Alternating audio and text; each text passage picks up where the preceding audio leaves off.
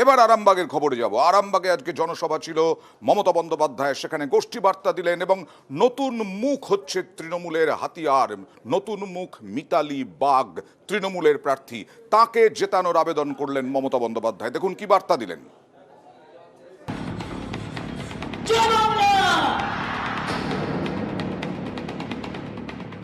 আমাদের যারা নেতৃবৃন্দ আছেন তাদের কাছে আমি বলবো, অনেক কষ্ট করে এই আরামবাগ উদ্ধার করা হয়েছে।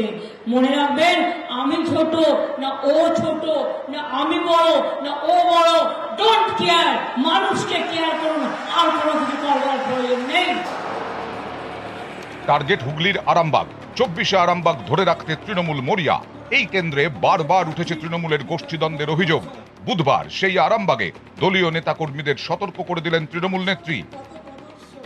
আমাদের যারা নেতৃবৃন্দ আছেন তাদের কাছে আমি বলবো, অনেক কষ্ট করে এই আরামবাগ উদ্ধার করা হয়েছে। মনে রাখবেন, আমি ছোট না ও ছোট, না আমি বড় না ও বড়, ডোন্ট কেয়ার, মানুষকে কেয়ার করুন, আর কোনো কিছু করবার প্রয়োজন নেই। ইকবাল চলে যাওয়ার পর পরশুরা খানাকুলে আমাদের একটু প্রবলেম আছে। এই খানাকুলার পরশুরার প্রবলেম হয়, তোমরা সেটাকে মেটাবে। তারকেশ্বরে তো প্রবলেম হওয়ার কথা নয়, হরিপাল বেচার এলাকা তো প্রবলেম হওয়ার কথা নয়। যদি অন্য কেউ ভুল করে থাকে, আমরা নতুন মেয়েকে টিকিট দিয়েছি, আপনাদের বলবো ওকে গ্রহণ করে নেওয়ার দায়িত্ব আপনাদের। আর আমার কথা এটাকে পেনড্রাইভে তুলে নিয়ে রমেন্দুকে আমি বলছি, খানাকুল এবং পরশুরা যারা দায়িত্ব আছে তাদেরও গিয়ে এটা শোনাবে, গোঘাটেও শোনাবে। করলেন একটু দু একটা মিটিং পারলে, তুমি তো গোঘাটে করেছো, এরকম কয়েকটা করে দেবে। আমরা চাই আরামবাগে মিতালি বাগ জিতুক। 2014 থেকে আরামবাগ তৃণমূলের, 19-এ হাড্ডাহাড্ডি লড়াই হয়। শেষমেশ তৃণমূলের অপরূপা পোদ্দার জয়ী হন মাত্র 1142 ভোটে। অভিযোগ, দ্বিতীয়বার সাংসদ নির্বাচিত হওয়ার পর থেকেই অপরূপার রূপ বদলে যায়, প্রকাশ পায় উদ্ধত আচরণ। অনেকেই বলেন, আরামবাগ লোকসভা এলাকায় তিনি নিজেকে দলের একমাত্র মুখ বলে ভাবতে শুরু করেন। দলকে তোয়াক্কা না করেই নিজের মতো করে দলীয় অনুষ্ঠান করতে থাকেন। অপরূপার এরকম আচরণে দলের মধ্যে ক্ষোভ তৈরি করে। অনেকেও বলেন, এতেই আরামবাগ এলাকায় গোষ্ঠীদ্বন্দ্ব মাথাচাড়া দিতে শুরু করে। গোঘাটের প্রাক্তন তৃণমূল বিধায়ক মানস মজুমদারের সঙ্গে অপরূপা গোষ্ঠীর বিরোধ একাধিকবার সামনে আসে। 21-এ খানাকুলের তৃণমূল প্রার্থী অপরূপা শিবিরের বলেই পরিচিত ছিলেন, তাই সেই প্রার্থীর সঙ্গেও তৃণমূলের অন্য নেতাদের দূরত্ব তৈরি হয়। 21-এর বিধানসভা নির্বাচনে রাজ্য জুড়ে তৃণমূলের জয় জয়কার, কিন্তু আরামবাগ মহকুমা এলাকায় তারা খারাপ ফল করে। পুরসুরা, আরামবাগ, গোঘাট ও খানাকুল 4টি আসনেই জয়ী হয় বিজেপি। এরপরেও আরামবাগে গোষ্ঠীদ্বন্দ্বের অভিযোগ কমেনি। এই প্রেক্ষাপটে এবার লোকসভা ভোটে অপরূপা পোদ্দারকে আর টিকিট দেয়নি তৃণমূল। এবার তাদের প্রার্থী মিতালি বাগ, নতুন মুখ। আমাদের যারা নেতৃবৃন্দ আছেন তাদের কাছে আমি বলবো, অনেক কষ্ট করে এই আরামবাগ উদ্ধার করা হয়েছে।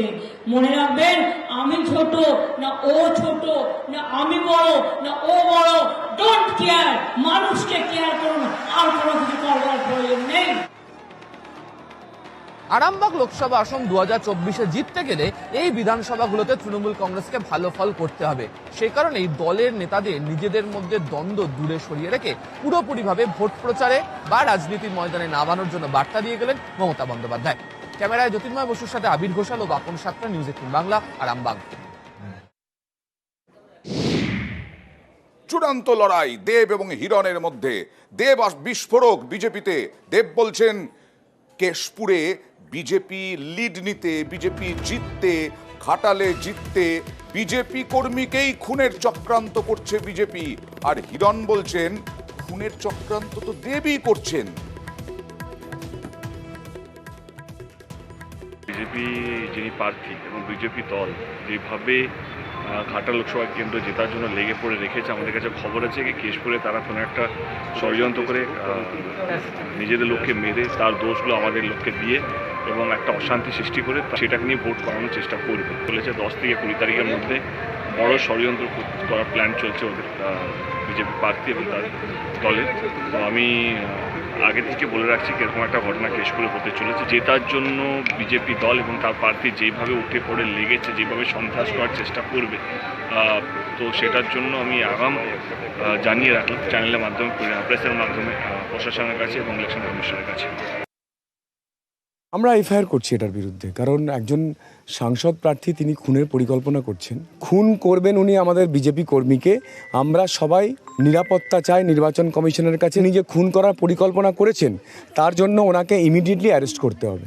ওনার যে দুটো হাত রক্তে মাখা আছে, কারণ আমার পিংলার ভাই শান্তনু ঘোড়াইকে খুন করেছেন উনি। কেশপুরের মানুষকে এইটা নির্ভয়ে বলতে পারি যে আপনারা নিশ্চিন্ত থাকবেন, কারোর দম নেই যে আমাদের কোনো বিজেপি কর্মীকে খুন করবে।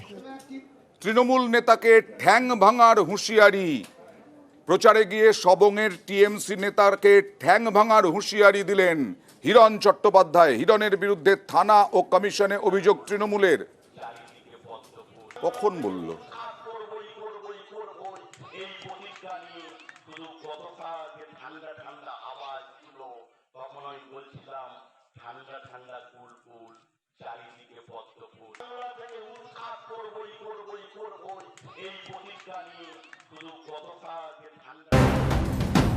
হাই ডেসিবল কেওটিক স্টুডিও নয়, প্রাইম টাইমে নেতাদের বলতি বন্ধ।